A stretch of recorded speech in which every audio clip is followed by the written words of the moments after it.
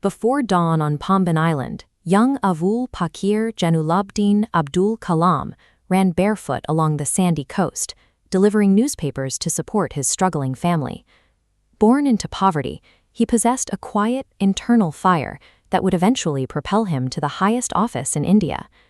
Despite financial struggles, his parents, Jainulabdin and Ashiyama, provided a deeply secure emotional foundation within their weathered ancestral home on Mosque Street.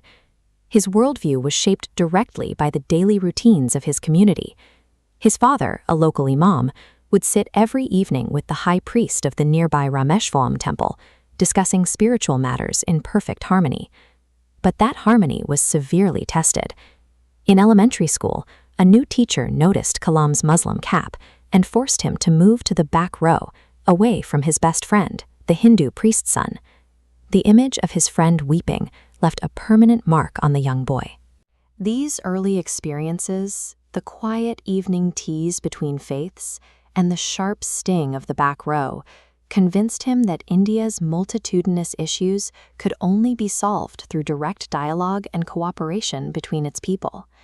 When it was time to leave the island for higher education, his father offered a philosophical blessing, noting that a seagull must fly across the sun alone, without a nest, to truly grow. Kalam enrolled in the Madras Institute of Technology. While his grades were fairly average, his teachers noted an obsessive, unrelenting work ethic when it came to mastering aerospace engineering. That work ethic was tested during a critical senior project.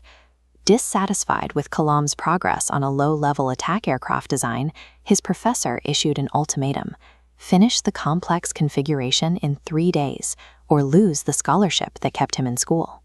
With his lifeline at risk, Kalam remained at his drafting board through the weekend, skipping meals and sleep in a punishing sprint. When the professor returned on Sunday morning, the design was complete. The grueling pressure refined his focus, turning raw ambition into the technical capability he would soon bring to the national stage. His technical prowess led him to the Indian Space Research Organization, where he worked closely under the mentorship of visionary physicist Vikram Sarabhai, absorbing crucial lessons in leadership and innovation.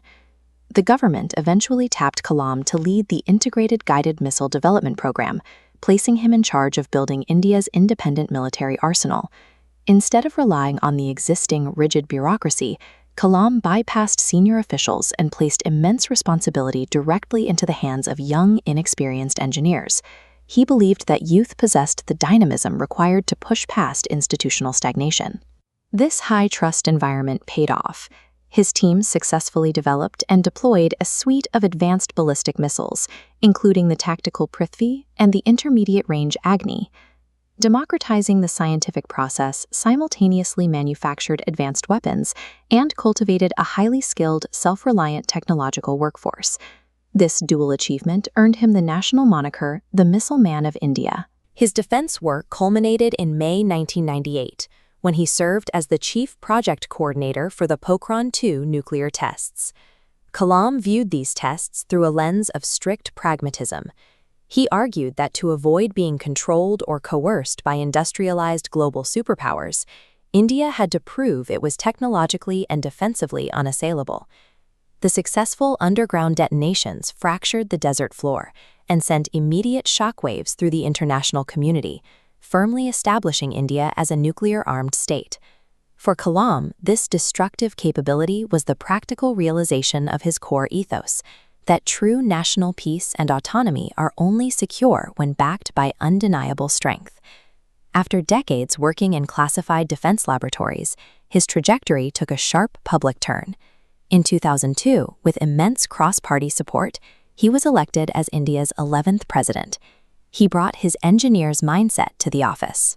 This chart tracks his Vision 2020 framework, a detailed roadmap mapping projected GDP and infrastructure growth, designed to elevate India from a developing nation into an economic superpower within 2 decades. He quickly dismantled the formalities of the position.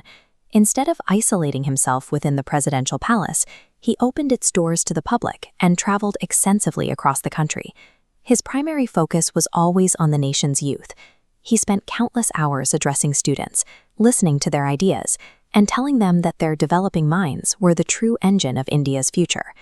By opening the palace gates and focusing on the country's youth, he used the highest office in the land to drive a national movement for education and development. When his term ended, he immediately returned to his true passions. He resumed teaching at various academic institutions and authored widely read books like Ignited Minds.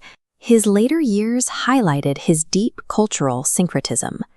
Though a devout, practicing Sunni Muslim who observed daily namaz, he was also deeply versed in Hindu traditions, learning Sanskrit, studying the Bhagavad Gita, and playing the classical veena.